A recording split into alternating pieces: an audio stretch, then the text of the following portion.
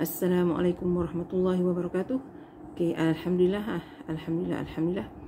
Aplikasi Think Quran bukan setakat bantu saya untuk memahami makna kosakata Al-Quran, malahan ia juga membantu dalam proses penghafalan ayat-ayat Al-Quran. Okey, Alhamdulillah. Okey, Bismillahirrahmanirrahim. Bismillah dengan nama Allah Ar-Rahman yang Maha Pemurah, Ar-Rahim yang Maha Penyayang.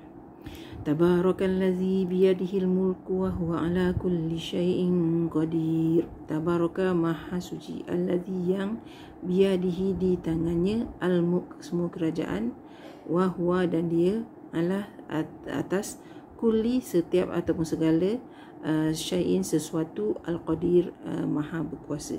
Ayat kedua, dia menciptakan kematian dan kehidupan sebagai ujian. Allazi khalaqal mauta wal hayata liyabluwakum ayyukum ahsanu amala wa huwal azizul ghafur.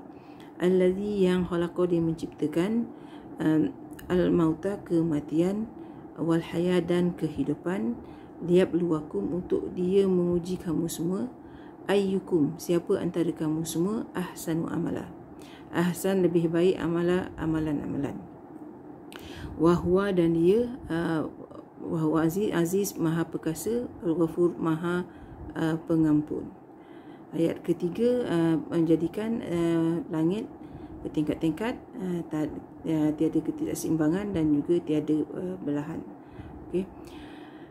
Allazi khalaqa sab'a samawatin tibaqa ma tara fi khalqir rahmani min tafawut farji'il basara hal tara min futur. Allazi yang khalaqa, dia menciptakan sab'ah 7 samawat langit tibaqa bertingkat-tingkat.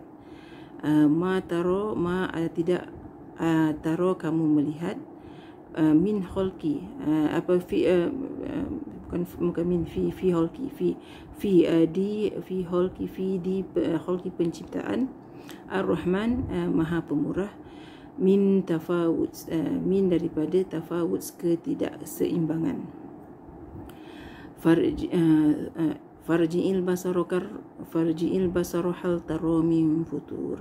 Farji'i maka ulangilah, basara penglihatan, hal adakah, tara kamu melihat, min daripada futur belahan. Ayat keempat, pengulangan kali kedua. Okey.